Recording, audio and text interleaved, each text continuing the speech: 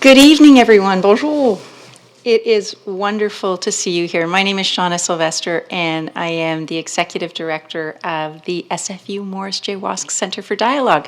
So I want to welcome you to this space. I also want to welcome those of you, and I know there are many, joining us online. It's kind of one of the first times we're in person, and so that sense of the hybrid meeting this is a bit of an experiment for us tonight. I want to say a big welcome and thank you to Le Consulat Général de France à Vancouver and welcoming you here to FAC-BC French American Climate Talks on Biodiversity.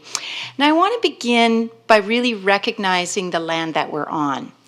And we have the pleasure of working, thinking, researching, playing, being hosted on the traditional territories of the Coast Salish people, the Musqueam, the Squamish, and the Tsleil-Waututh peoples. And I think it's interesting that this isn't an accident that this room is designed the way it is.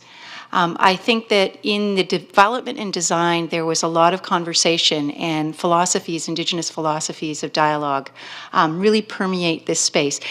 At times it might feel a little bit like, a former bank, which it is, but one of the things that we're doing over the next 20 years is really trying to make this a much more activated, animated space. So that will come, and it will change a little bit of the look. So I wanted to start by saying, well, really, why are we here tonight? Now, in the face of the global biodiversity crisis, the United States, Canada, and France have pledged to protect 30% of their land and seas by 2030. That's actually quite phenomenal when you think about it, a protection of 30%. It's an ambitious 30 and 30 goal, which raises both daunting challenges and unique opportunities. Now, the latest IPCC report warns that human-induced climate change, and we all know this, including more frequent and intense extreme events, and boy do we know that in British Columbia, has caused widespread adverse impacts and related losses and damages to nature and people beyond natural climate variability. Just want to take a moment and acknowledge, I suspect each of you over the last year has had somebody in your family or your friends that have been impacted by the 3 states of emergency that we've had around climate disasters. Now, one of the tools that can be better utilized to support the global effort to mitigate climate change is, of course, protected area strategies. The French Embassies in the US and Canada are promoting dialogue among French, American, and Canadian leaders in biodiversity science and policy to review the challenges we currently face and to share ideas and approaches on how to effectively address them. French delegation is touring through these locations in Western North America that are emblematic of biodiversity conservation. Tucson, Arizona, San Francisco, California, and Vancouver, British Columbia. Tonight, Simon Fraser University and the Morris J. Wosk Centre for Dialogue is very pleased to host the Vancouver Dialogue. We welcome our French delegates and some of the remarkable local biodiversity conservation leaders and thinkers. We look forward to your exchange and to learning from your expertise, passion, ideas about the pathways forward. Now it gives me great pleasure to introduce the Deputy French Consulate, Guillaume Roy. Guillaume Roy is the Deputy Consul General to the French Consulate in Vancouver, and he's been with the consulate for the past 3 years. Previously, he was the Deputy Director for the French office in Taipei, and Director Consul, Head of Chancery with the French Consulates in New York and Shanghai. You get to travel a fair bit. He holds degrees from the prestigious Institut National des Langues et Civilisations Orientales. Monsieur Roy. Thank you. Thank you very much, Shona. Bonsoir à toutes et à tous. Good evening to all participants, both here and online. I believe a lot of you are also online tonight. On behalf of the Consulate General of France in Vancouver, I wanted to thank the organizers and partners of tonight's event, the J. Morris Wosk Centre for Dialogue of Fraser University, the University of British Columbia and its Faculty of Forestry, the Yellowstone to Yukon Conservation Initiative, and finally the Embassies of France in the USA and in Canada. Thanks to our 6 great speakers. They will all be presented to you in a few minutes. Our 4 Canadian speakers, our 2 French speakers who just landed in Vancouver today, and who are also speakers in all 3 conferences that Shona mentioned. And thanks to our moderator tonight as well. Tonight's discussion is part of a long series of FACT conferences. FACT meaning France, USA, Canada climate talks, if I understood well. These talks are part of France's broader effort to make biodiversity conservation and an international priority, along with the fight against climate change. In 2015, initiated in the run-up of the COP21, the first French-American climate talks were launched, and then there was their variation on the oceans. The FACT-O were organized from 2016 to 2018. And then in 2019, the French embassies in the US and Canada launched the French-American Climate Talks Biodiversity FACT-B. And tonight we are very happy to relaunch in Vancouver the FACT-B 3 years later on this issue of protected land and marine areas. The purpose of FACT-B is twofold: to raise awareness of biodiversity issues and policies among the public and decision makers in France, in the US, and in Canada, as well as to strengthen the exchange between scientists and policy experts on biodiversity and conservation issues, and to provide a public forum for discussion. I believe this is exactly what we are doing tonight. Our moderator will lead a dialogue between panelists to help us understand better what the protected area is, what coexistence with other species can mean if we reimagine it, and finally engage in a discussion about new models of leadership and governance in this area, emphasizing the unique model of indigenous governance we have in Canada and how it may translate to other contexts. In this context, let me just mention the situation in France briefly, where a new national strategy for protected area has been published in January 2021, the National Strategy for Protected Areas 2030. And for the first time, France has a unified strategy for metropolitan and overseas France that first recognizes the obvious link between terrestrial and marine issues, also concerns all types of protected areas, and addresses both their creation and management. It aims to protect 30% of national natural areas by 2030, including 10% of under enhanced protection. Promoted by the scientific community, the creation and management of protected areas, national parks, natural reserves, regional nature parks, contribute to the fight against the collapse of biodiversity. Both France and the United States have committed to protecting 30% of their land and water area by 2030, and Canada is also working to protect its natural areas with an intermediate target of 25% by 2025. Let me conclude in this brief introduction by saying a few words on what we call scientific diplomacy in Europe, and the EU is indeed a great laboratory for scientific diplomacy. Just a week ago, on March 8th, there was an EU ministerial conference organized by my country in Marseille on international cooperation on higher education and research. And at this conference, Ukraine was, of course, a topic all day long, at least in the mind of the participants. I'm sure it's also in your minds tonight.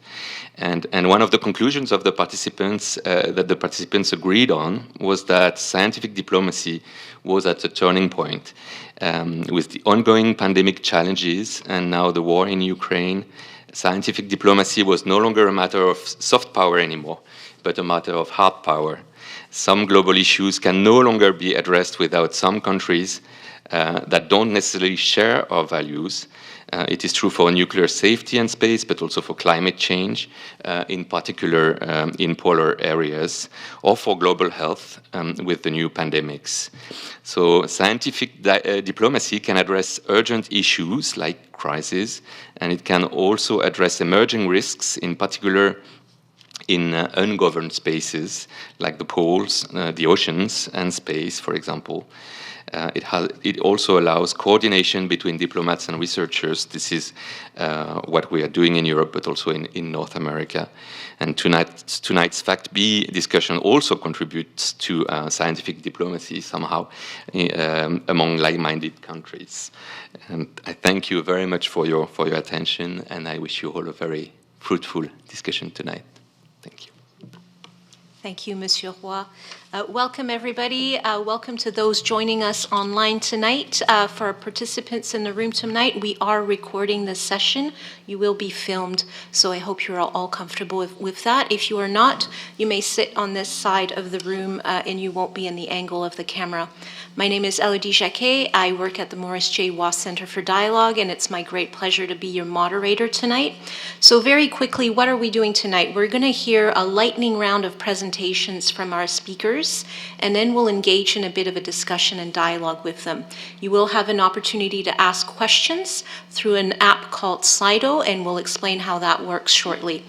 For the people watching us online, you will also be able to input your questions through Slido, and we will try to get through as many of them as possible. Once we conclude our session, we'll invite the folks here in the room to join us for a few drinks and appetizers downstairs. So with that, just a reminder, this is a space of dialogue, so we do have some community guidelines that we encourage people to follow.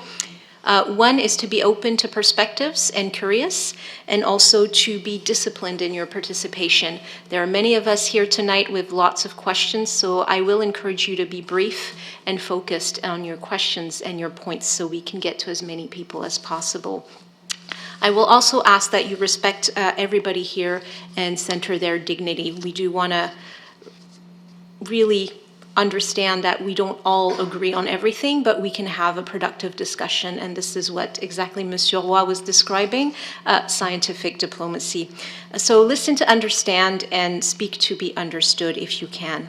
With that, before we hear from our speakers, I want to give everybody a chance to meet somebody new. So if you could lean to the person next to you at a safe distance, if that can be respected, and just introduce yourselves and maybe share one thing you're hoping to learn tonight with them. So we'll give folks 3 or 4 minutes to do that. Just meet somebody next to you that you haven't met before, perhaps, and just share what you want to learn tonight.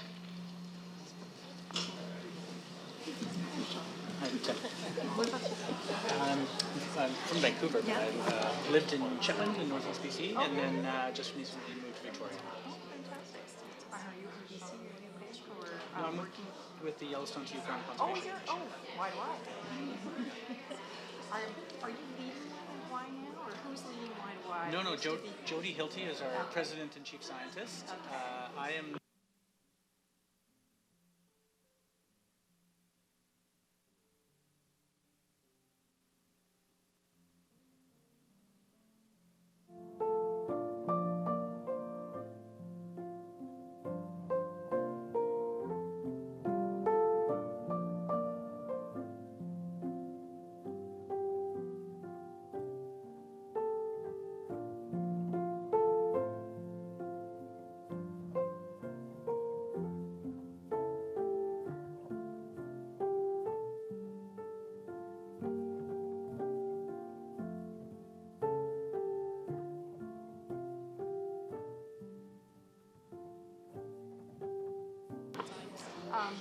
So this is great.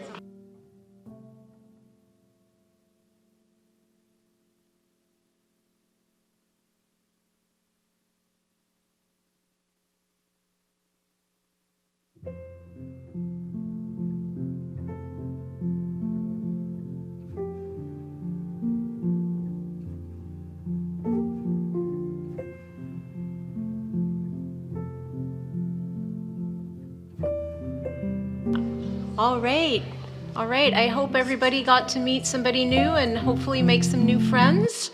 So we're going to get started with our lightning round of presentations, and our speakers have the difficult task of conveying a lot of information in less than 5 minutes. So we're going to try and keep them to that, and then after that we'll have a chance to have some questions. And our first speaker tonight is Hélène Soubelet, who will be presenting right now. And Hélène, I think you have the clicker as well for the slides.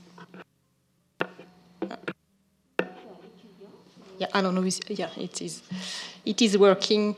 Hello, everybody. Thanks to allow me to present some few slides about the scientific outcomes of the scientific issues about protected areas.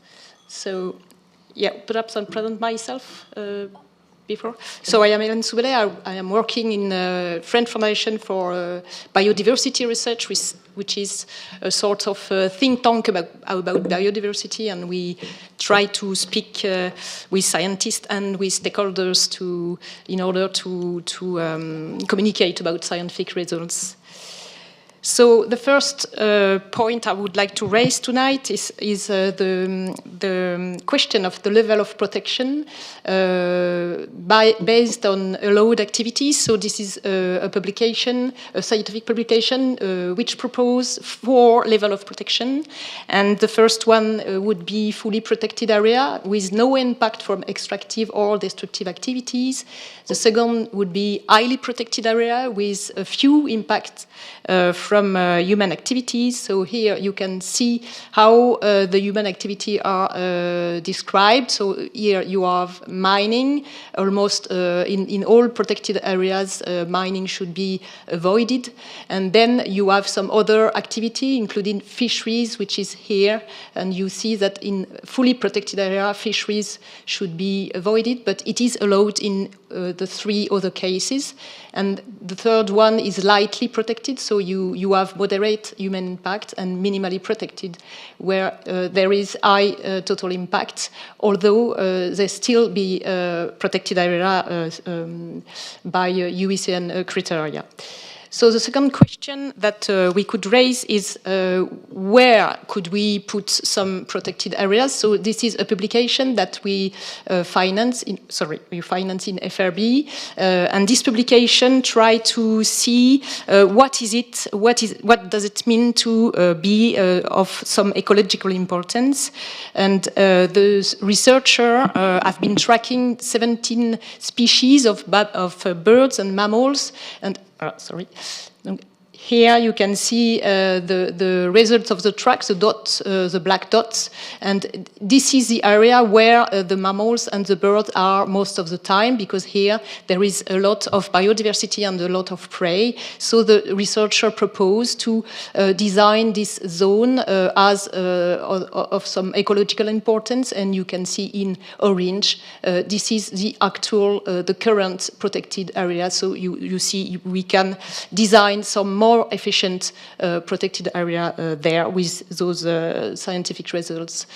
In terrestrial areas, the issue is quite the same. Here, a publication from American, Australian, UK, and New Zealand who propose a safety net for terrestrial protected areas. So you see the safety net would cover almost 50% of the Earth, and this safety net will allow all the protected area to be connected in addition of the current protected area with areas which covers almost 15% of the Earth for now. Another question is what for? What is it? What the benefits we can provide protected area? So here you can see, for example, for fisheries, then that when the protected area are fully protected or strong protection, you have a lot of fish biomass. It is the same for terrestrial areas. And here you can see, here you are 100%. So when you are below, it means that you are below 100% of the biomass expected. And business as usual is here. So business as usual in 2013 in orange, or in 2015 in gray, you see that you are below 100% of the expected biomass. But if you protected 30% of the Earth, so ocean and terrestrial, you can expect before 2030 more biomass and than the current situation, so business as usual. And what for another very important point is that protected areas are as well providing ecosystem services, such as ecosystem services for human health. And there is more and more scientific publication who prove that human health will be improved if we protect more land. How much will it cost? This is some concern that protected areas are very costly for public fundings, and that protected area doesn't really match with our society and the economic world. But this is not really true when you when you see all those publications that prove that, for example, here, if we expand protected area up to 30%, it would generate an extra 64 billion to 540. Sorry, I don't see it very well. It's a very. It's 400 billion per year by 2050, and you will as well avoid some costs. For example, some cost due to storm damage, some flood, or some climate change, because you will have natural vegetation. So the last point I would like to raise is that sometimes protected area there must be trade-off. Here, the example of Africa, and you can see that in Africa there is a big problem of financement budget for the protected area. So here you have a decreasing, according to this publication, a decreasing of large mammals, a decreasing of of predators, and a declining as well of photographic tourism, for example. So those protecting area in 5 out of the 6 African park in Central Africa are not very efficient due to a problem of finance and as well a problem of intrusion and competition with livestock, and as well a problem of insecurity. So the scientists propose to scale up funding, of course, first, second, to improve the management of those protected areas, and third, if the two other points can't be reached, to downsize the protected areas. So you see sometimes trade-offs are very necessary to have some efficient protected areas. Thank you very much. Bravo, Hélène. That was a lot of information in a really short amount of time, but you kept the time, so that's wonderful. Let's move on to Cole. Cole, who is with the UBC Department of Forestry. Okay, thank you, Hélène. Thank you, Elodie. It's a pleasure to be part of the discussion here tonight, and I'm happy to offer a few comments from my perspective as a wildlife biologist, and particularly a biologist who tends to study large terrestrial mammals. And these are species that are often very dependent on protected areas for their conservation due to their large area requirements and their tendency to sometimes come into conflict with human communities. So this is a photo from Mole National Park in northern Ghana in West Africa, where I had the privilege of working. And you can see the herd of elephants moving across an expanse of protected woodland savanna habitat. So in some ways, it's kind of an idyllic photo of large mammal protection. But for those of you with keen eyes, hold on. keen eyes, you might see this little group of tourists huddled behind the bush there. If you can't see it, take my word for it. And that's just to point out that parks, we can't think of parks separately from people, because people are part of protected areas as well, and we have to remember that in many different ways. As we move towards a bigger target of expanding our protected area network, we have to ask ourselves, are protected areas working in terms of achieving biodiversity conservation outcomes? And this is actually a surprisingly difficult question to answer, because we often lack long-term monitoring data. But this is a title of a paper that just we published in our lab this year, led by my PhD student Chen, who's here tonight, and a team of over 30 collaborators, where we use data from what we call camera trap surveys. So this is a camera trap up there, just a remote camera that takes pictures of animals as they move past.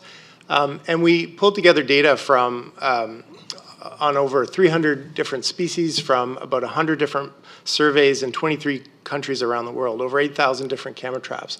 And the good news is that the signal was that indeed areas there's higher mammal diversity in areas with more formal protection, which isn't really a big surprise, but it's great to have that evidence showing that protected areas are working, and not just strictly protected areas. This included a range of different types of protected areas, including ones with different types of human use. But of course, it's not all good news, and we know that many animal populations continue to decline, even in protected areas. And this is due to a variety of factors, but sometimes often related to negative interactions between people and wildlife. And whether that's conflict when wildlife in and around parks come out into communities and affect livelihoods in local areas, or increasingly also when large numbers of people come into parks for even non-consumptive activities like tourism and outdoor recreation, like this photo in Yellowstone here. And just to sort of highlight that point, I'll ask you not to blink for a minute. This is some brief footage from a camera trap we have in Cathedral Provincial Park, a few hours east of here. And you can really see there's a lot of hiking activity here, but hopefully you can see, like the mountain goat, animals sneaking in there amongst the people. And to me, this really shows how incredibly adaptable wildlife can be if we give them the chance. But the real question is this sustainable? Can wildlife sustain high levels of different types of human activities in and around protected areas? So just to end, I'll end with these two camera trap photos from one of our surveys in central BC that I think sort of, in my mind, help highlight the point that we need to think about a continuum of protection as we think about protected areas going forward. So we need to continue to focus on sort of remote wilderness areas or areas with sensitive species like these mountain goats, and ensure that these areas are resilient to changing climates and other changing conditions that they're facing.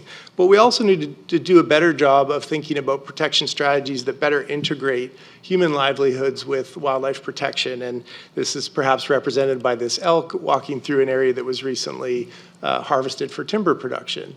And I think that Indigenous-led conservation and other types of community-engaged conservation are going to be critical types of efforts to try and achieve these goals as we move forward. Thank you. Thank you, Cole. Thank you so much. Next, we're going to go to Cyril, one of our French delegates tonight. Cyril. Yeah, thank you, Elodie. So just a few words about our agency, because we work on protected areas. It's one of our missions. So we manage approximately 150 protected areas in France, but we also have the role of enforcing regulations and laws, supporting the implementation of public policies, and supporting stakeholders and raising awareness in society on biodiversity. And of course, the basis of all that is knowledge and research. So where we are in France, we on protected areas. So we protected 31% on terrestrial areas and 33% of marine areas. So that's a nice picture. I didn't put the numbers for the strongly protected areas, but it's approximately 1% on land and 4% on marine areas. So it's a small number, and that's something we have to improve. And so where do we go now from that number? Because we are not yet in 2030, so we could say, okay, we done the job, but of course not. So we published a national strategy for protected areas and an action plan.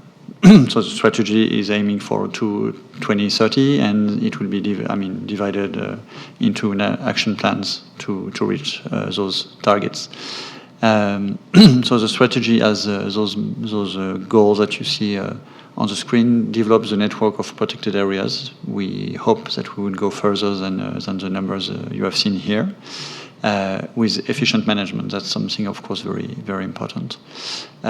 Support sustainable activities within protected areas, so that's also a challenge. How we will make sure that biodiversity is protected while also allowing activities inside. Improve the integration of protected areas within their territories. That's also critical. Increase international cooperation, because biodiversity doesn't know any frontier, so we also have to work with other countries. And make sure that protected areas get sustainable financing and that they serve also to develop knowledge, as they are all like kind of laboratories for researchers. That's in a nutshell what we hope to do. Thank you. Thank you, Cyril. Merci. Next, we have Alexandra, and Alexandra is with CPAWS and responsible for marine areas, I believe.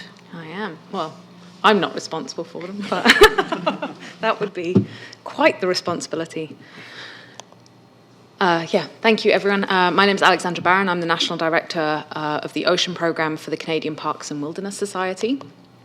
First of all, I always have to introduce CPAWS because we're not one of the big organisations that most people have heard of. So we're one of the longest standing conservation groups in Canada. The national office was established in 1963.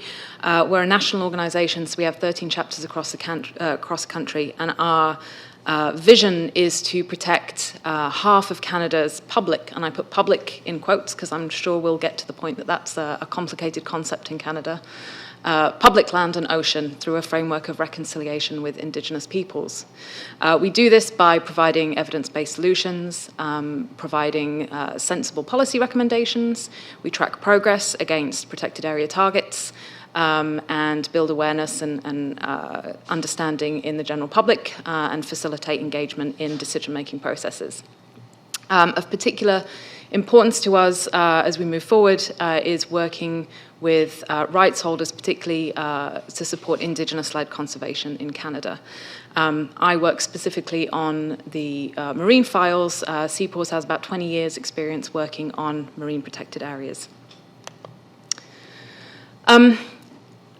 I have to say, my esteemed colleagues on the panel have done such a wonderful job of providing the context here. I will hopefully whiz through this quite quickly. As has been mentioned, we're facing a triple threat, the twin climate and biodiversity crises, and also a looming, well, I think it's always been here, but we're starting to recognize how serious the inequality crisis is when it comes to access to resources and governance of resources.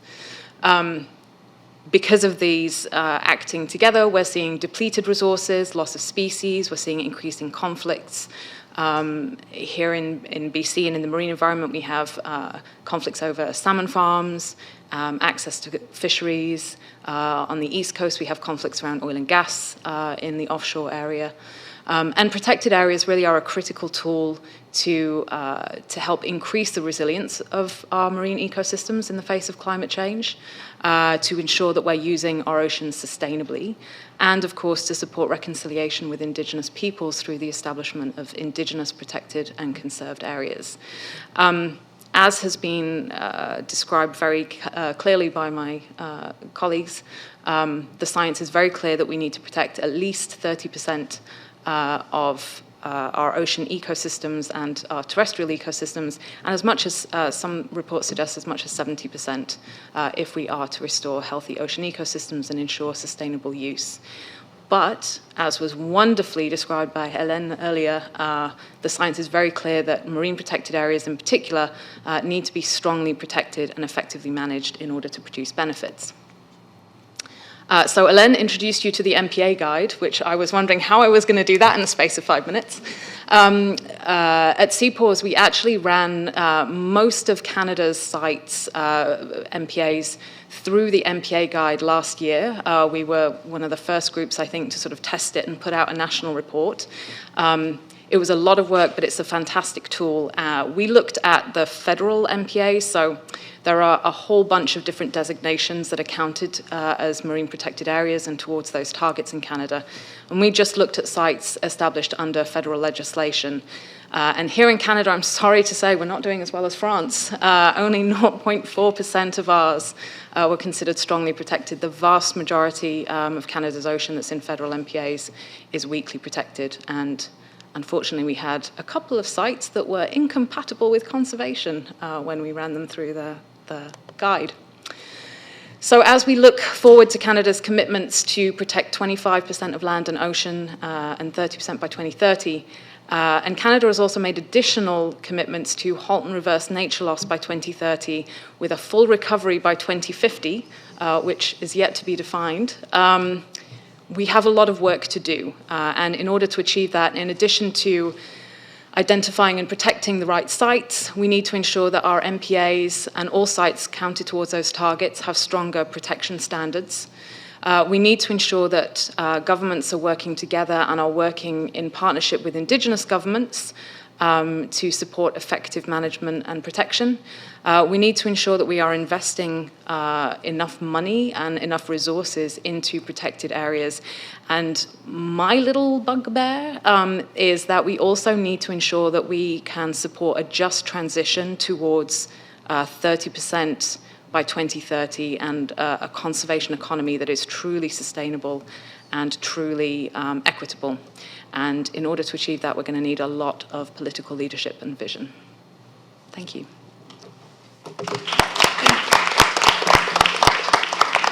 Thank you so much, Alexandra. And to complement some of Alexandra's point, we have Kevin Barlow with us, who is also with CPAWS. And Kevin is going to talk a little bit about reconciliation and Indigenous leadership. Well, Dazigis Bejidayo Nogamadud. It is good that you are here, my relatives. I want to share with you some perspectives from an Indigenous person. You know, when the world was born and the Creator put all life on this beautiful planet, He instructed the people to do certain things. We call them original instructions. I guess Christians call them like the 12 Commandments, but for us, these were called original instructions. And for the red race, Indigenous people, we were told to take care of Mother Earth. And so that is what I want to talk to you today about. You know, we're just coming out of this pandemic, the COVID pandemic, and there were a lot of hidden messages in this pandemic. For the first time, people saw the Himalayas. Some of the most polluted cities in this world had smog lifted. The ozone layer closed. The holes in the ozone layer closed. And what that was telling us is that we are living beyond our means. But yet, we're eager to get over this pandemic and go back to the way things were. So I know we speak of these numbers, and they're important because governments kind of think that way. They have to measure everything. But I want you to think this question. The real question that each of us must ask ourselves is, what is our relationship with Mother Earth? Because that is really the essence of why we are here. Indigenous knowledge must be at the forefront of everything. I see circles of people talking and trying to influence government, and there's no Indigenous people in those circles. Indigenous knowledge is what's going to save us. When I was growing up, I saw plentiful fish, all kinds of things that were available to us. And not once did I see my people taking more than what they needed. But now we have fish that are almost depleted and things like that. And, you know, people still can't wake up to those realities. So if we go back to Indigenous leadership and really involve that at the center of this, then I think we can get ahead. You know, governments here in Canada talk of, you know, they like to blame each other. We have a federal government that set these targets, and then we have provinces and territories that say, well, that's federal targets. People need to speak a lot across these political lines and come together and say, this is for Mother Earth. And I think that is where we all have to speak in unison. We need to sing with that same song, that same voice, over and over and over again. And so that's what I'm inviting you all, to bring Indigenous people into these circles and to use us to tell government what needs to happen, because somehow they're scared of us. They know that we speak with truth. And so I invite you to do that. Thank you. Thank you so much, Kevin. Thank you. And our final speaker tonight is Tim, and Tim will be talking a little bit about conservation across large landscapes. Yes, thank you so much, Elodie, and thank you, Kevin, for that great introduction follow-up there. My name is Tim Burkhart. I'm the BC Program Manager for Strategic Engagement for the Yellowstone to Yukon Conservation Initiative. And Y2Y is a joint transboundary nonprofit that works to connect and protect habitat from Yellowstone to Yukon so people and nature can thrive. And I'm going to talk a bit about our work across large landscapes today. This one. So the Y2Y story begins in 1993 when the vision was formed, but it really began a lot longer before that. 200 years ago, before 200 years before European settlement, North America was a stronghold for large mammals, especially in the West. Mammals like grizzly bears, elk, caribou, and wolverine. You can see this map showing the red in this map shows historic range of 14 large mammals, and the darker the color of red, the more animals there. That black outline is the Yellowstone to Yukon region. You can see in the current day, the number and variety of species has declined across the continent. One of those species is grizzly bear, which used to range from Mexico to the Arctic Circle. Today, their range has shrunk from pink to what is in green. And note the little island in the southern part of the Y2Y region, which is Yellowstone National Park. Islands don't last long. Elk similarly used to range across North America. Today their ranges have been fragmented into the area of red. Wolverine, again, across North America into the eastern United States and Canada, and being pushed into the west and north and higher elevations. And mountain caribou, an endangered species close to my heart, considered a canary in the coal mine for biodiversity and ecosystem health. Their historic range in pink, their current range in dark green, and even that has shrunk. And sadly, the little piece down at the south there, that was lost, and there are no more caribou in the southern 48, no viable herds since 2017.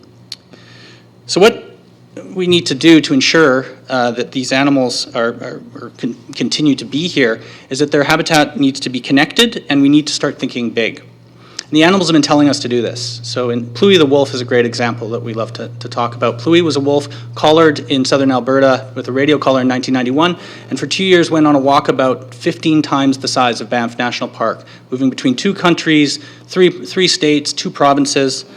And Pluie was really an inspiration, and we learned a lot from Pluie as conservationists, in that they were telling us to think beyond boundaries, beyond borders and to look at human-caused barriers to wildlife movement across landscapes. And so the common thread that binds all of these animals together is that they are still here in the Yellowstone to Yukon region. And if we want to maintain them in the Yellowstone to Yukon region and maintain them across the landscape, we need to look at connectivity, and we need to look at their connections between habitat. Connectivity is our safety net. It allows animals to migrate across landscape to adapt to change, including climate change. And connectivity as a concept is the idea that there are core areas where habitat, whether it's a protected area or park or wildlands, but animals don't necessarily stay in those core areas, and they like to move. They go searching for new homes, new mates. They flee changing climate, and so we need to look at the corridors between them and the buffers and corridors. So the Yellowstone to Yukon concept can really be seen as a corridor on a continental scale, stretching more than 3,000 kilometers long. The Yellowstone to Yukon region crosses 2 countries, multiple jurisdictions, and the communities and lands of 75 Indigenous communities. And finally, first and foremost, the Yellowstone to Yukon region is a big vision. And that big vision is about connection. It's about connection between places, but also connection between people and nature. And people are intertwined and interwoven with our vision. We recognize that people live and have lived since time immemorial in the Yellowstone to Yukon region. They work and recreate and play on these landscapes, and harmonizing the needs of people working with nature instead of against it is a critical part of our work. And our mission is about connection and protection. And we work to look at barriers to wildlife movement, including roads, and how we can find solutions to those barriers. And to do that, we need to work creatively, and we need to work collaboratively. And we work with more than 460 partners across the Y2Y region in the last 20 years. And as Kevin so eloquently put before me, the most critical partners that we work with are First Nations and Indigenous communities. And recognizing Indigenous rights and title and the knowledge that Indigenous people have is critical to the maintenance and stewardship of global biodiversity and ecosystem health. We need to recognize rights and titles within the Y2Y region and center our work in decolonizing it, recognizing that conservation has been and continues to be a colonial endeavor, and that centering our work as a cornerstone in Indigenous-led conservation is where we continue to find success. So thank you so much. I'm so excited to join the panel tonight. If you want to learn more about Y2Y, you can check out our website. Thank you again. Thank you, Tim. Thank you to all our speakers. I realize that was an incredible amount of information in a very short amount of time, but we are going to be able to have a bit of a conversation now with our speakers. So for those of you who are online or who are shy in this room, you can send us some questions through the app Slido. So if you just go to slido.com and enter that code up there, you should be able to answer some questions and they will come straight to me, so I will be able to see that. But I'm going to get us started and ask our panelists a couple of questions just to get everybody warmed up for your own questions. So the first question I have for all of you, and I'll let anybody answer when they're ready. You could just flip your little card up so I can see who wants to go first. But we've just talked about the importance of protected areas. But I want you to explain why is it important to reimagine protected areas, especially when it comes to how they mesh closely with inhabited areas where us humans dwell. And I think, Tim, you touched a little bit on that, but also asking others, what are their thoughts? Why do we need to reimagine protected areas and how they mesh with us? Big, big question as we are all over the world. Do you want to go ahead? Sure, I can start, yeah.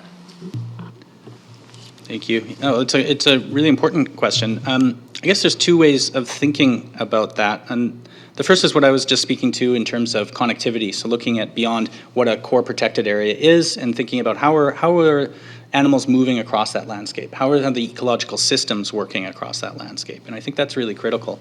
And so thinking bigger, looking at continental scales, at connectivity corridors across landscapes is really important. But another thing I touched on, and Kevin did much more eloquently, was that protected areas and conservation can be considered a colonial endeavor, and historically has erased and been a story of rights violation and displacement, of the loss of access to traditional territories. And a big thing that we need to look at going forward is how we can decolonize spaces that already exist, and also the work that we do, and recognize that people can't be removed from the landscape. We need to find ways to work with people on protected areas. Anybody else want to share something? Alexandra, go ahead. I'll jump in off that. I think one of the other aspects, and I would totally echo the points around the sort of colonial history of parks and protected areas in Canada. I think parks and protected areas have also traditionally been seen as something where the government just steps in, establishes an area, manages it. And looking forward, especially when we're looking at areas that are used, where there are communities, we need to look at protected areas a little bit differently. We need to develop them and manage them in partnership with communities and users and rights holders, and in particular, I think here in Canada, obviously, Indigenous communities are really central to that.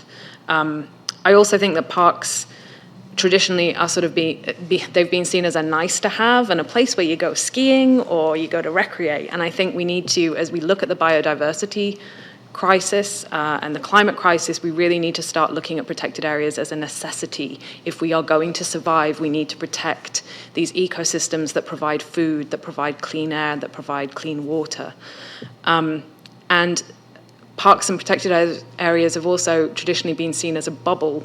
I think this is more on land. In the ocean, it's very different. We understand that marine ecosystems are inherently interconnected. It's very hard to isolate. But increasingly, we do need to look at what's happening around protected areas, what those other threats in the environment are, and do a better job of not only managing in that little pocket, but also managing what's happening around. Yes, I think this is a very good question, because I think scientists and science teaches us that protected areas are very important for humankind.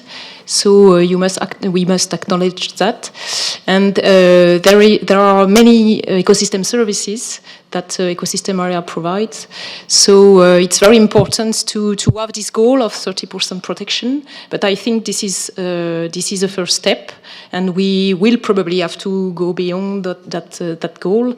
And I would add that when you think about the protection of biodiversity, we must as well consider the other 70%, because protected area are one tool which is very efficient when well managed and well financed. But we must also consider that in those area around, as you said, we need to be more sustainable, and we need to find a way to live with nature. Thank you. So I'm going to go to some questions that were sent to us through Slido. There is a question around the place of non-human rights and protections in law as a means to improve degrees of protection for nature. So I think it speaks to a little bit of what you just said. So I know in New Zealand, for example, there was a river who recently obtained a right to be protected. So would anybody like to speak to that? Is there a place for non-human rights?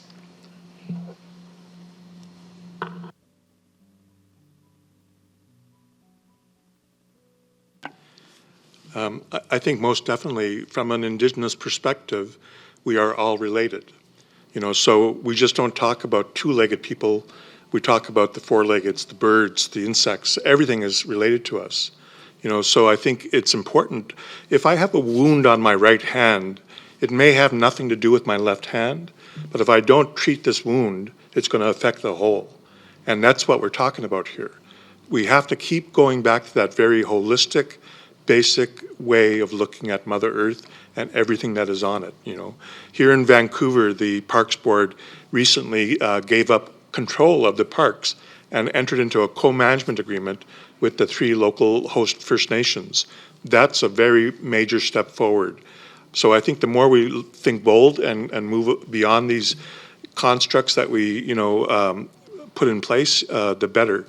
When parks were first established, Indigenous people were not allowed to go in and even pick medicine or to pick berries. Our own way of life was told, no, you can't do that. But now, thankfully, people are acknowledging that we know how to live off the land without doing major harm. And so I think we need to go back to that. Yes, I think our economy is now destroying nature, so it's probably a way to give a voice to nature, to allow nature to speak, and we will have to find some representative. But we know as well that an indirect factor of pressure on biodiversity is regulation. So it will probably be a way for regulation to be more inclusive and to allow some people to speak for nature and to protect nature, because when you own a lawn, for example, or a forest, cost.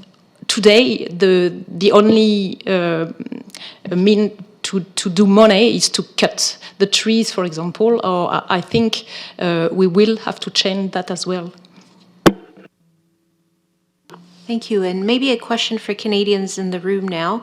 One of our lovely folks online asked, how will Canada reach the 30% in 8 years from now? So that's a tough one, but it was upvoted quite a bit.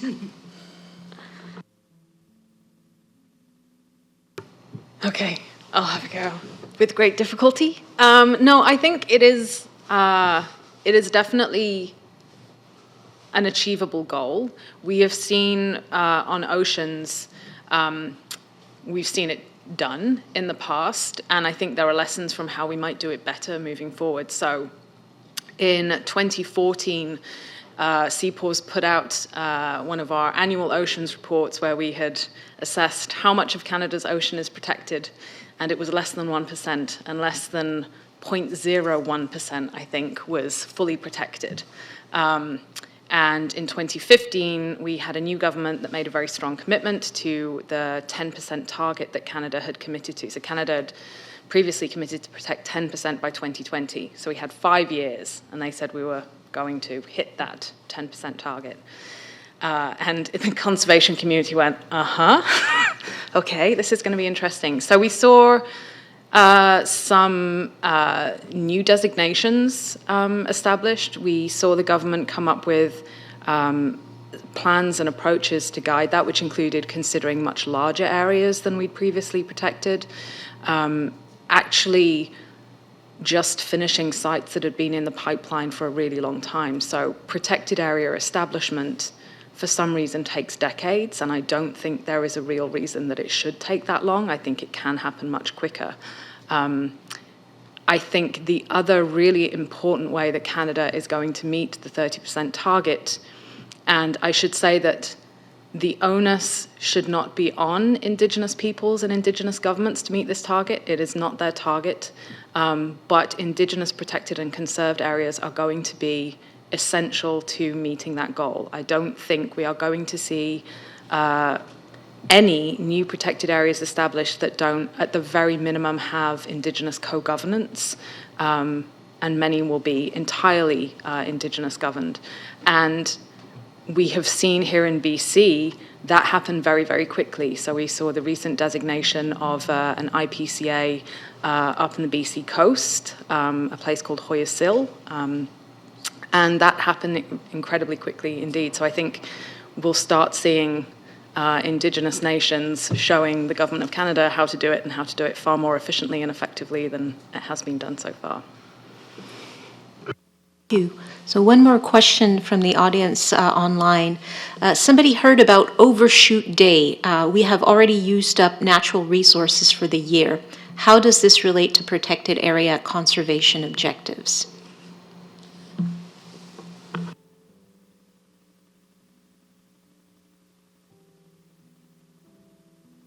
I mean, I'm just picking on what Hélène said. I think it's relates also to what we do on the 70% outside of the 30% when we will have reached them. Definitely, and also what you mentioned is we also have to take care, of course, of the rest of the 70%. And Hélène said previously also that it's a bit strange to think that we as one species would look at the Earth and share it, and saying that we will let 30% for the rest of the other species, and keep 70% for us. I mean, it's kind of crazy, just one species saying that. So I think definitely the link with the Overshoot Day is that we should take care of the whole planet, of course, and more specifically of 30%, but having a whole perspective. And I think it's after having said that, it is a matter of level of protection. So you can have 30% fully protected or strongly protected, and then after you can have the rest, which will be on a lower level of protection, but with sustainable use of natural resources, including water. really important aspect on the water. I want to invite the folks in the room to also ask their questions if somebody is brave enough to speak in the circle. So you could just wave your hand. Oh, I see somebody over there. Go ahead, sir. Hi. Thank you for taking questions. I've been following the wolf cull in BC, which is intended to protect mountain caribou. The wolves are shot from helicopters, I believe, and then they leave a Judas wolf who will then lead them to other wolf packs. This seems like a really barbarous way of doing conservation. I'd be very interested to know of alternative approaches that have been suggested, and especially Indigenous First Nations proposals for solving this problem, which is the disappearance of the mountain caribou, and then the wolf cull, which is intended to address it. Unfortunately, I'm not quite familiar about some of the local nations. I am Indigenous, but I'm from New Brunswick. But maybe Tim might know of some of the people that have been in your circles that you've been working with that have shared some other solutions. Oh, absolutely. It's a really critical question. The province's approach to caribou recovery through predator management and the wolf cull is a Band-Aid short-term solution that has been going on for, I think, 20 years now. And so it's no longer really short-term. The answer there is protecting habitat, and that is what the province has been loath to do. And so we're in situations where, say, in the Kootenays, where there was a wolf cull to protect caribou, and then that habitat where that took place was logged. And that is not a rationale for caribou recovery. I've worked with First Nations in northeastern British Columbia, which have, I believe, the world's most successful wild caribou recovery program, bringing a herd that was down to 16 animals in 2014 to, I just got the count today, 114 were seen when they were doing their aerial work. And the reason that West Moberly First Nations and Soto First Nations in Treaty 8 territory have been successful is that they're pulling all the levers of recovery. They've worked to protect, going back to the 1970s, where they instituted a ban on hunting of a traditional food that is a treaty right to harvest in caribou. They have not hunted caribou, they have not tasted caribou since 1972. They worked to take the British Columbia government to court to ensure that new mining tenures couldn't be put in caribou habitat, and that they actually had a constitutional right for caribou to exist on the landscape. Millions of dollars in court cases. They've worked to recover those caribou through maternal penning projects, which are, again, a really expensive and challenging and invasive project, but slowly but surely that is working. And last year, or 2 years ago, on February 21st, 2020, they signed an agreement with Canada and British Columbia that protects 2 million acres of caribou habitat, including a new protected area to be co-governed by the nations. All that being said, Treaty 8 also has a right to hunt wolves, and they have continued to do so to protect the caribou in their traditional territory also. So it is all those levers. But the absence of habitat protection, wolf culling, I believe, is a rationale rather than actual serious conservation. What we need to see from the province and from the federal government is a willingness to live up to the Species at Risk Act and start protecting habitat for caribou across large landscapes, and that's how we'll see the wolf cull program and predator reduction be a thing of the past. Thank you, Tim. Any other questions from the audience? Thank you. I have a question for Cyril, which I think can apply to all the speakers. I noted on your slide of the OFB, the French Biodiversity Agency, that you have the power to enforce laws and regulations. And I think it's a very important point because as a concerned citizen, I see the amazing indigenous knowledge and Western science that we have available to us. And yet I see such a gap between what we know and what many, not all of them, but many decision makers do. And so I wonder how you do it at your level, at your agency, and maybe that can inspire some ideas for other approaches to make sure we close the gap between the science and indigenous knowledge and what we are actually doing on the ground. I'm not sure I would have the pretension to say that the system is perfect. I mean, there are always power struggles even when you speak about enforcement. So, but for example, we encountered huge difficulties when working with farmers in France because of how they use water, pesticide, whatever. I mean. And we tried to, so there was one part of our work is to enforce the law and regulations, that's for sure, but we also try to work with them to explain, ahead, what is our work and why we do it, and so that they, maybe not surprised, or that they understand our work and the rules. So there is, part of our work is to prepare the field, and the other side is, of course, to have the stick, which is not always the best world, but we try now more and more to work on both sides, which is not always very easy, but I think definitely we try this work because it was so contentious with, for example, with farmers that we had to find a solution. Thank you. Maybe one last question from the folks watching online. Increases in protected areas require choices. If we have to choose between increasing connectivity versus increasing representation of different ecosystems, how should we act?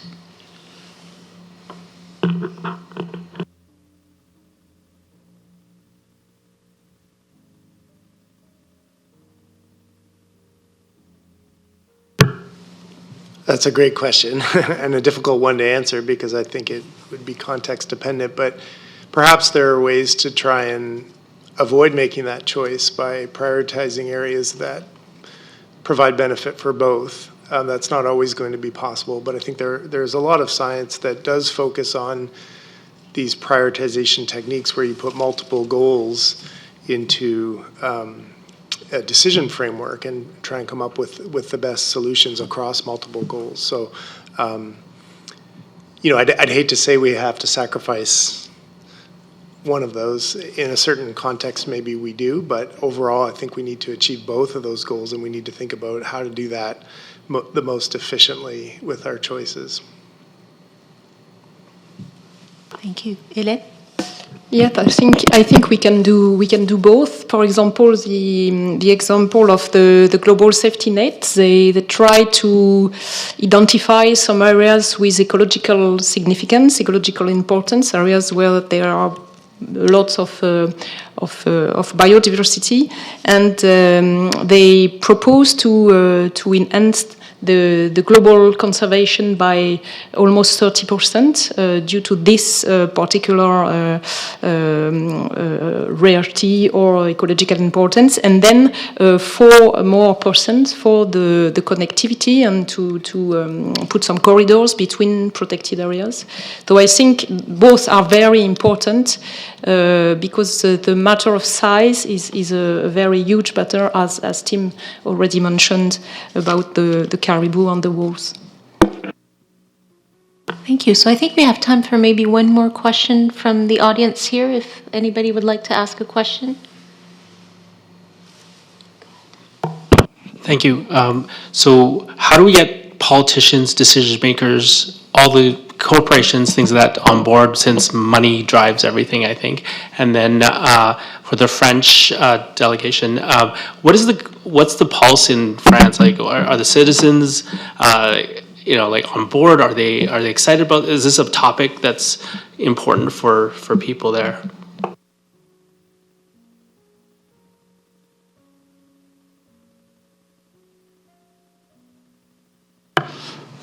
So how they are on board. So generally, I mean, we used to have I think it's pretty much anchored in our way of thinking in France due to historic things, I guess. So previously we had really a big top-down approach on protected areas.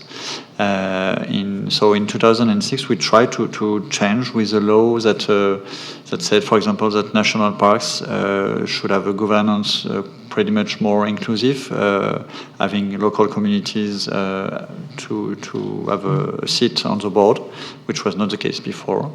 And now, which may be a difficulty when you try to set up protected areas. For example, we have more inclusive preparation of protected areas. So that's harder, that takes longer, but I think it's also key to success for protected areas.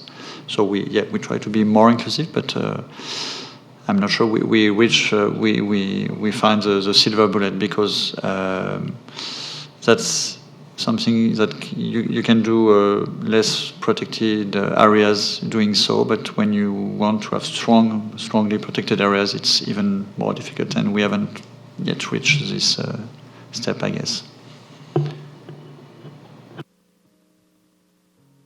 Hélène, did you want to add anything?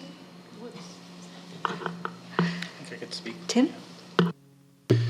Yeah, I think it's an ongoing challenge to get attention to these issues in the media sphere and the wide variety of issues that we're facing.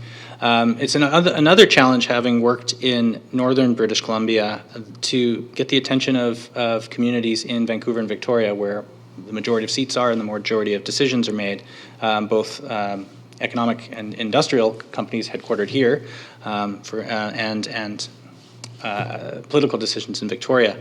And I think it's just about education. So it's really encouraging to see people come out to an event like this and watch online and learn more about some of these opportunities. But encourage you to go further and look at how these issues are intertwined with the way we live in cities as well. And that, for example, I think Vancouver's home to 66% of North America's mining companies, and look at how that is impacting Indigenous communities, wildlife, habitat overseas as well.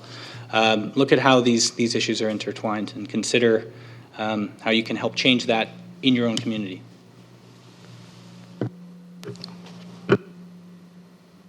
And I was just going to say that I think we need to continue to call out our politicians, whatever their stripe, and say these are important things that we need to come together on. Because they like to play against each other, and of course every election they all make these promises, but I think we need to just continually tell them, cut the bullshit and start doing something, and I think that's when, if the polls start saying that this is of importance to the vast majority of Canadians, then they're going to act, But if we start to ignore that and let them do their double talk, then we're just going to keep circling around. And I think even in some cases it needs that bold activism, like some Indigenous communities here have unilaterally declared their own protected areas, basically saying, if you guys are taking too long to make a decision, then we'll do it on our own, and then the government's left scrambling on how to respond. So I think, when we put muscle behind that, I think that's how to wake them up. I think Kevin just said what I was going to say perfectly. It's all of our responsibility as citizens to hold our decision makers accountable for the decisions that they're making. And we have heard again and again and again when we go and speak with MPs that they can move things forward if that's what they're hearing from their constituents. So if we want to see positive change in the future, go and tell your MP that and tell them what you care about. Thank you. We're getting closer to the end of our event tonight, but I want to invite each of our panelists to perhaps take a minute to reflect on what you heard tonight from each other and perhaps from the questions, and give us maybe one key takeaway you want us to walk out of this room with. And maybe I'll start with Cyril, and then we'll just move around the circle.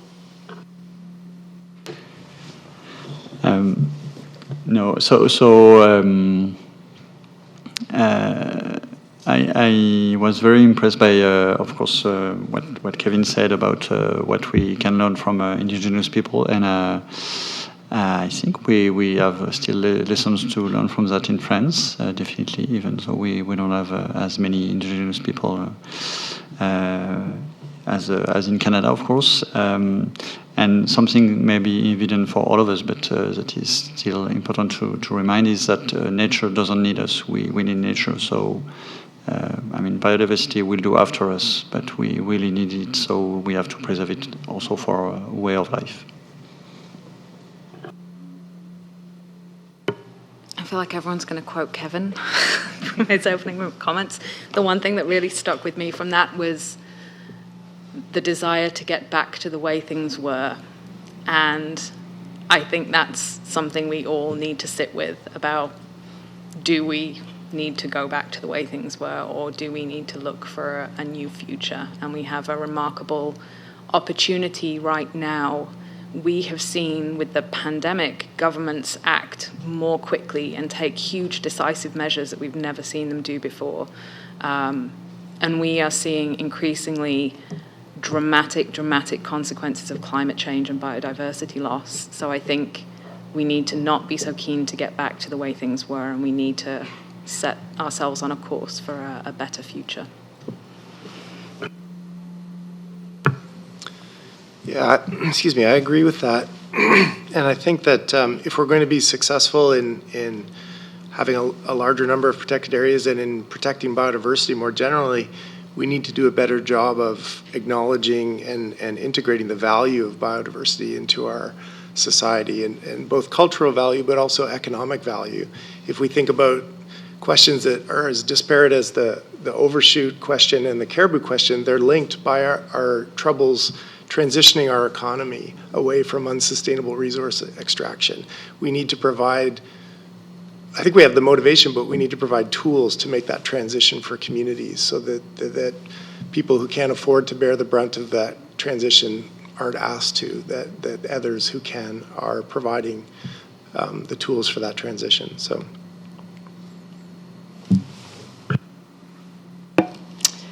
I would like to thank the public and the panelists for those different perspectives and point of view, which was very interesting. And would like to add some more numbers, perhaps. So I don't know if you know, but on average, a species on Earth live 4.8 million years. For now, we lived in a sustainable way for almost 300,000 years. Except for the 100 last years. So we have a long road to go, more than almost 5 million years.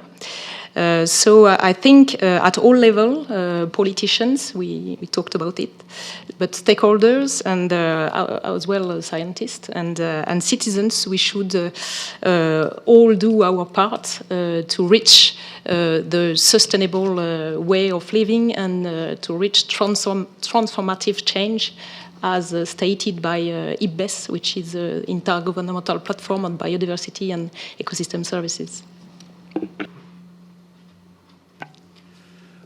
I'm new to the conservation field, only 6 months basically, but I've been very much aware of the environment for most of my life, and way back in my 20s I was talking about wind energy and trying to do things more greener back then.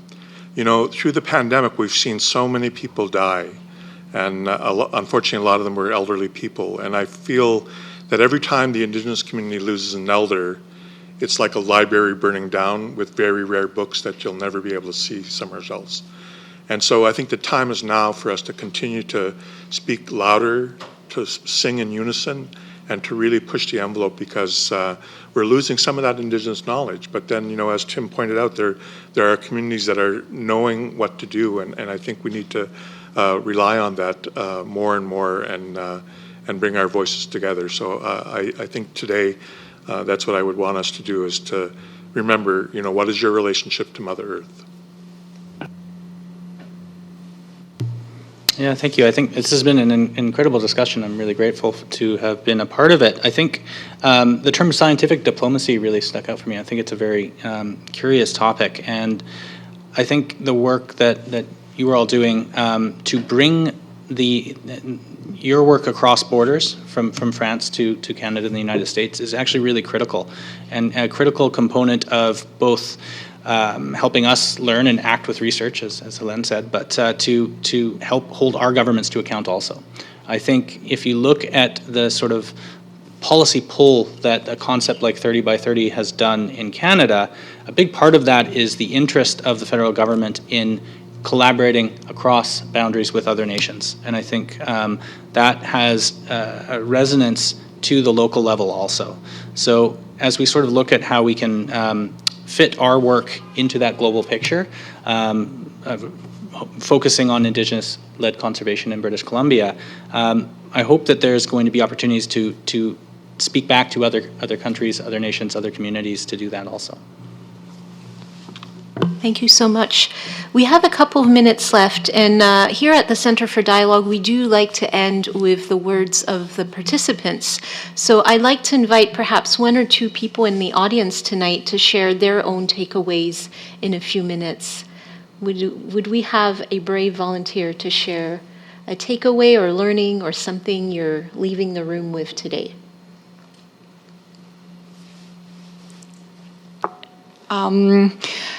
Well, I'm listening to everyone tonight. I'm very hopeful. I think we have the solutions. We know what we can do to hopefully reduce as much as we can the negative impact of climate change on biodiversity and humanity.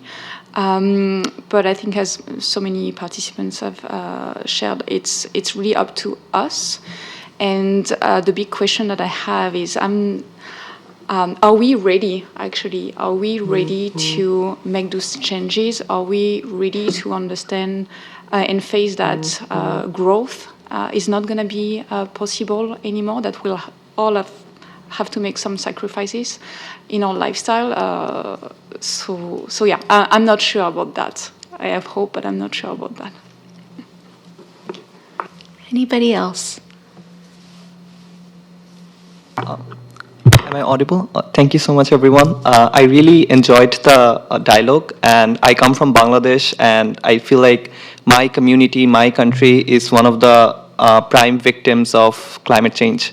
1/3 of Bangladesh is probably going to be underwater by 2050 if we don't take actions. So I'm really grateful to be here and see how passionate everyone is in making sure that it's reduced, the conservation is maintained. And I think just acknowledging the fact that our actions here in Vancouver or like in the West also leads to impact in the South Asia, East Africa, like all around the world, it's truly valuable. And it's like just being here and like meeting you all and like getting to listen to you, it's incredible and it's really inspiring. And I'm hopeful that Bangladesh won't go underwater like other countries, as long as we are decisive and we are making smart decisions. So thank you, everyone. Thank you so much. That's a real note of hope here. I'm also from a small island state, so really understand the pressure of going underwater. Before we close off tonight, I want to invite Chantal Barin from the French consulate to offer a few words.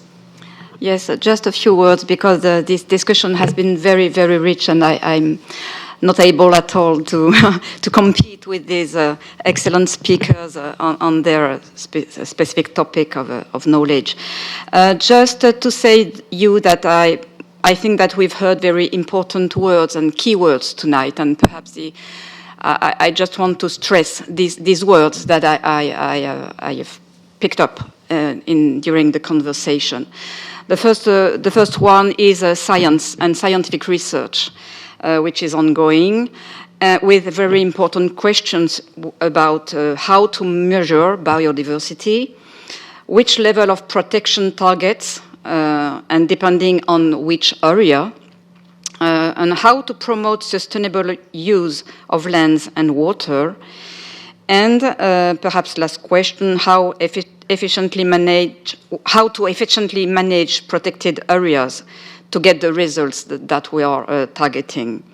And it's very interesting to see that all these questions are under evaluation in France, in Canada, with the researchers that we have had tonight around us. And these questions are under evaluation in order to translate quantitative targets toward efficient protection. I think that the matter of number is important, but the matter of quality is as high important. The second word I've got is the term effectiveness. Effectiveness with examples showing that indigenous-led conservation initiatives and those which are built on collaboration between indigenous and non-indigenous people are the most effective. The third word is interconnection, as it is clear that no global biodiversity conservation can be achieved if protected areas are isolated from one to another. Other words like integration of protected areas in their territories, which means consultation with those who live there, and in particular indigenous people, of course. Taking into account indigenous knowledge is very, very important, and co-construct and co-managed with the people who live in these areas seems to me very important. The last word, perhaps, is the term of coexistence. Coexistence, which has been very well illustrated tonight, because we have shown that protected areas are not isolated areas. Humans and nature can live together, and both can benefit from the other in a win-win partnership. So perhaps the more important issue is to make the general public aware of the challenges and of the importance they have for humanity. Conferences like the one we had tonight contribute to these objectives, and it's important that specialists, like all of you, are alert on the need for everybody to be involved in the process.